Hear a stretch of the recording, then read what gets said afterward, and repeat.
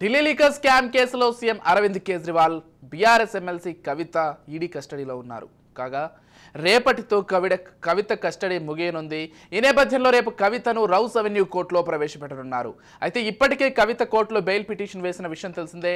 దీంతో కవితకు బెయిల్ వస్తుందా అనేది ఆసక్తికరంగా మారింది.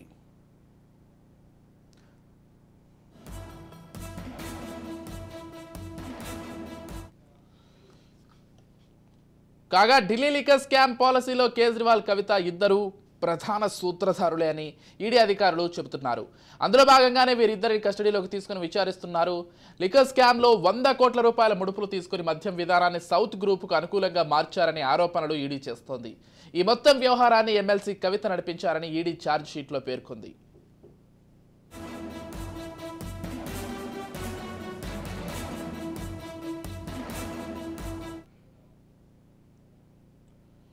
మద్యం కుంభకోణంలో వచ్చిన అక్రమ సొమ్మును కవిత తన మేనలుడు మేకా శరణ్ ద్వారా బదిలీ చేశారని ఈడీ ఆరోపిస్తోంది.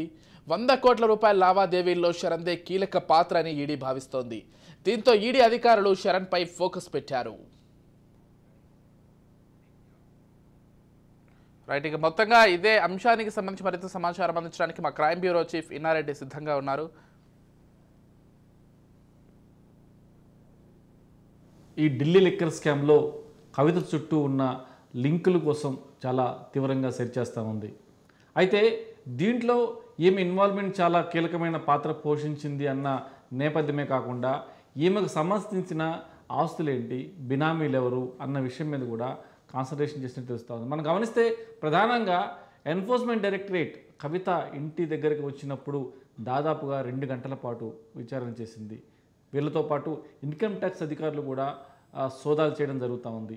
అయితే ఆమె భర్త అక్కడ ఉన్న సన్నిహితులు వాళ్ళ మొబైల్లను తీసుకొని మరి అక్కడ సెర్చ్ చేసినప్పుడు కొన్ని కీలకమైన డాక్యుమెంట్లు కూడా స్వాధీనం చేసుకుని తెలుస్తూ ఉంది. మొత్తం మీద లిక్కర్ స్కామ్లో వీళ్ళు పెట్టుబడిగా ఉపయోగించిన 100 కోట్లు కావచ్చు, అంటే ఒక పార్టీకి ఇచ్చిన 100 కోట్లు కావచ్చు, తర్వాత దాని ప్రతిఫలంగా ఢిల్లీ లిక్కర్ స్కామ్కి సంబంధించిన వ్యవహారంలో ప్రతిఫలంగా దాదాపుగా 192 కోట్లు పైబడి వచ్చాయని చెప్పిన నేపథ్యం కూడా దీనికి సంబంధించిన కొంత కీలకమైన సమాచారాన్ని కూడా ఎన్ఫోర్స్మెంట్ డైరెక్టరేట్ సేకరించింది. మరి ఈ 100 కోట్ల వ్యవహారం కావచ్చు, తర్వాత ఈ 192 కోట్ల సంబంధించిన వ్యవహారం కావచ్చు, దీంట్లో వీళ్ళు ఇన్కమ్ ట్యాక్స్ చూపించడంలో అంటే అవకతవకలు జరిగాయని చెప్పేసి కూడా ఇప్పటికే ఇన్కమ్ ట్యాక్స్ అధికారులు గుర్తించారు. ఈ నేపథ్యంలోనే ఎన్ఫోర్స్మెంట్ డైరెక్టరేట్ కవితకు సంబంధించిన వ్యాపార లావాదేవీలు ఏంటి, బినామీలు ఎవరు, తర్వాత ఈమె ఎక్కడెక్కడ ఏ కంపెనీల్లో భాగస్వామ్యం ఉంది, సౌత్కు సంబంధించిన కంపెనీ వ్యవహారంలోనే ఢిల్లీ లిక్కర్ స్కామ్లో ఆమె చాలా కీలకంగా వ్యవహరించింది.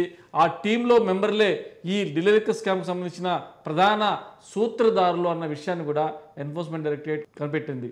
ఈ నేపథ్యంలోనే ప్రధానంగా ఢిల్లీ లిక్కర్ స్కామ్కి సంబంధించిన అన్ని వ్యవహారాల్లో కూడా ఆమె కీలకంగా వ్యవహరించడమే కాకుండా అంటే ఎవరెవరైతే దీంట్లో ఇన్వాల్వ్ అయి ఉన్నారో వాళ్ళందరికీ కూడా మాట్లాడటం, తర్వాత వాళ్ళకు అనుసంధానం చేస్తూ దీన్ని లిక్కర్ స్కామ్లో ఇన్వాల్వ్ చేయడం లాంటి అన్నీ కూడా కవిత కనుసరణలోనే జరిగాయి అని చాలా స్పష్టమైన ఆధారాలను ఎన్ఫోర్స్మెంట్ డైరెక్టరేట్ సేకరించింది. సో ఈ నేపథ్యంలోనే ఎన్ఫోర్స్మెంట్ డైరెక్టరేట్ ప్రధానంగా ఇప్పుడు ఈమె యొక్క ఆస్తులేంటి, బినామీ ఆస్తులేంటి, తర్వాత ఈమె ఏ కంపెనీలో పెట్టుబడులు పెట్టింది, అఫీషియల్గా కావచ్చు అన్అఫీషియల్గా కావచ్చు అన్న వ్యవహారం మీద చాలా కీలకమైన అంశాల మీద దృష్టి సారించింది.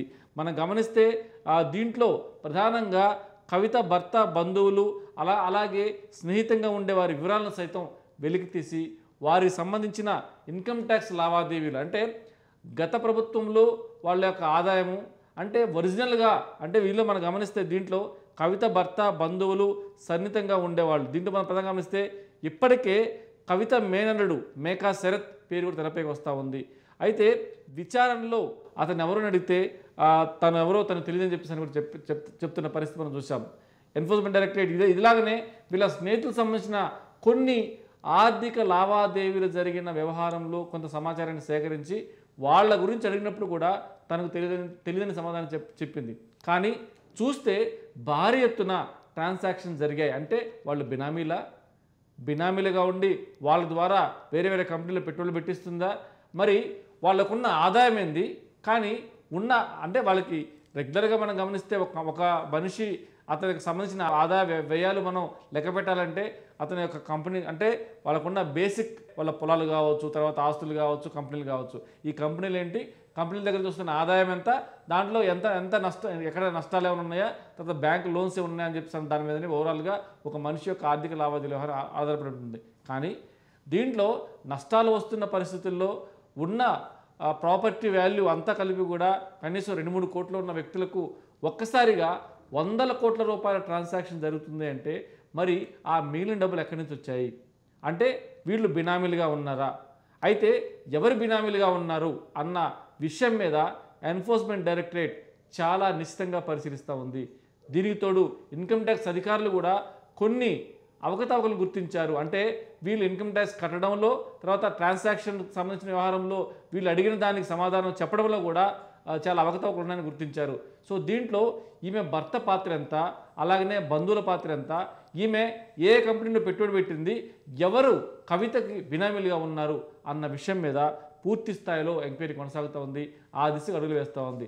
త్వరలో నిజామాబాద్లో అలాగనే ఆమె భర్త బంధువులలో కూడా ఎన్ఫోర్స్మెంట్ డైరెక్టర్ సోదాలు చేసే అవకాశం కనిపిస్తూ ఉంది. ఇదే కాకుండా దీంట్లో మేకా శరత్ అనే పేరు చాలా కీలకంగా మారుతూ ఉంది. మరి మేనల్లుడు మేకా శరత్కు సంబంధించిన వ్యవహారంలో ఎలాంటి ఆర్థిక లావాదేవీలు ఉన్నాయి, ఈయన కవితకు బినామీగా ఉన్నాడా, కవితకు సంబంధించిన వ్యవహారాల్లో ఆర్థిక లావాదేవీల్లో భర్తతో పాటు ఇతనికి ఉన్న ఆర్థిక వ్యవహారాల్లో ఉన్న సంబంధాలు ఏంటి అన్న విషయం మీద కూడా ఎన్ఫోర్స్మెంట్ డైరెక్టర్ మరియు ఈడీ అధికారులు చాలా కూలంకుషంగా పరిశీలిస్తూ ఉన్నారు. అయితే ఈ మొత్తం సోదాల్లో ఈ ఢిల్లీ లిక్కర్ స్కామ్లో జరిగిన పరిణామాలను మనం చూస్తే 100 కోట్ల వ్యవహారంలో, ఈ పాలసీ వ్యవహారంలో, అలాగనే ఈ సౌత్కు సంబంధించిన కంపెనీ వ్యవహారంలో ఈమె కీ రోల్గా పోషించిందని చెప్పని ఇప్పటికే ఎన్ఫోర్స్మెంట్ డైరెక్టర్ అధికారులు కంక్లూజన్కి వచ్చారు. ఇదే కాకుండా ఈమెకు సంబంధించిన ఆర్థిక లావాదేవీలు అంటే ఎన్ఫోర్స్మెంట్ డైరెక్టరేట్ ఇన్వాల్వ్ అయిందంటే దీంట్లో మనీ లాండరింగ్ జరిగితే తప్పకుండా ఎన్ఫోర్స్మెంట్ డైరెక్టరేట్ ఎంట్రీ అవుతుంది. సో ఇదే తరహాలో సిబిఐ కూడా కొంత కీలకమైన సమాచారాన్ని సేకరించింది. దీంట్లో ఐటీ నిపుణులు కూడా మొన్న ఇంట్లో దాడులు చేసిన నేపథ్యంలో అంటే కవిత బంధువులు, భర్త, అలాగనే మేనల్లుడితో సహా సన్నిహితులు వీళ్ళందరి మీద కూడా దృష్టి సారించిన ఇన్కమ్ ట్యాక్స్ అధికారులు చాలా విషయాలను కూడా లాగారు. అంటే వీళ్లకు ఆదాయానికి మించి ఆస్తులు కలిగి ఉన్నారు, ఇవి ఎలా వచ్చాయి, కవితకు సంబంధించిన వ్యవహారంలో కొంత ఆర్థిక లావాదేవీల వ్యవహారంలో ఈమె సహాయ సహకారాలు కూడా ఉన్నాయి. అంటే ఈమె బినామీలుగా వాళ్ళు ఉన్నారా, లేకపోతే వేరే రూపాయలు వచ్చిన డబ్బులన్నింటిని కూడా వీళ్ళకి ట్రాన్స్ఫర్ చేస్తుందా అంటే ఒక రకంగా చెప్పాలంటే దాన్ని కూడా మనం బినామీ అనుకోవచ్చు. సో ఈ దిశగా ఎన్ఫోర్స్మెంట్ డైరెక్టరేట్ అలాగనే ఇన్కమ్ ట్యాక్స్ అధికారుల తనిఖీల్లో విచారణ చాలా విషయాలు బయటకు వచ్చాయి. ఖచ్చితంగా మరికొద్ది రోజుల్లో ఈమె ఆస్తుల విలువ, బినామీలు, తర్వాత బంధువులు, స్నేహితులు, సన్నిహితులు వీళ్ళందరికీ సంబంధించిన ఈ ఆర్థిక లావాదేవీల్లో ఉన్న అవకతవకలు, ఇన్కమ్ ట్యాక్స్ సంబంధించిన వ్యవహారాల్లో ఉన్న అవకతవకలన్నింటినీ కూడా ఇప్పటికే గుర్తించారు. ఇప్పటికే మన హైదరాబాద్లో కూడా కొన్ని రైడ్స్ జరిగాయి, ఆ కవిత యొక్క బంధువుల ఇంట్లో జరిగాయి. కాబట్టి ఇంకా భారీ ఎత్తున ఒక పెద్ద టీం ఇక్కడ తెలంగాణ వచ్చి ఆమెకు సంబంధించిన బినామీ ఆస్తుల తవ్వకాలు బయటపెట్టి ఆయా లెక్కలు తేల్చాలని చెప్పేసి కూడా ఈడీ ఉచ్చు బిగుస్తున్నట్టు కూడా సమాచారం అంతా ఉంది. మరి ఇలాంటి పరిస్థితుల్లో ఒకవైపున ఢిల్లీ లిక్కర్ స్కామ్, మరోవైపున ఈడీ బినామీ ఆస్తులు, సన్నిహితులు, బంధువుల ఇన్వాల్వ్మెంట్, తర్వాత ఇన్కమ్ ట్యాక్స్ అవకతవకలు ఇవన్నీ కూడా కవితకు రాబోయే రోజుల్లో ఉత్సుగా బిగుసుకునే నేపథ్యంలో మరి దీంట్లో తండ్రి పాత్ర ఏంటి, బంధువుల పాత్ర ఏంటి, మరి బీఆర్ఎస్ నేతలకు సంబంధించిన వ్యవహారంలో కూడా దీంట్లో ఇన్వాల్వ్మెంట్ ఏమైనా ఉందా, ఆ దిశగా కూడా ఎన్ఫోర్స్మెంట్ డైరెక్టర్ దృష్టి సారించి సెంట్రల్ ఇంటెలిజెన్స్ అధికారులు ఇప్పటికే రంగంలో దిగారు. దీంట్లో బీఆర్ఎస్ సంబంధించిన నాయకుల సపోర్ట్ కూడా ఉన్న నేపథ్యంలో ఓవరాల్గా సెంట్రల్ ఇంటెలిజెన్స్ అధికారులు బ్యాంకు లావాదేవీలను దృష్టి సారించి ఓవరాల్గా ఇంత మేరకు అంటే ఇన్ని కోట్ల రూపాయల ఆస్తులు ఎలా కూడగట్టగలిగారు, దీనికి సంబంధించిన వ్యవహారంలో చాలా సమాచారాన్ని సేకరించారు. ఇదే కాకుండా త్వరలో వీళ్ళు ఇన్కమ్ ట్యాక్స్ అధికారులు, తర్వాత ఈడీ అధికారులు కంబైన్డ్గా దాడులు చేసి ప్రస్తుతం అయితే మాత్రం హైదరాబాదులో భారీ ఎత్తున ఇంటెలిజెన్స్ అధికారులు దిగారు. వీళ్ళు చాలా విషయాల మీద దృష్టి సారించి సేకరిస్తున్నారు.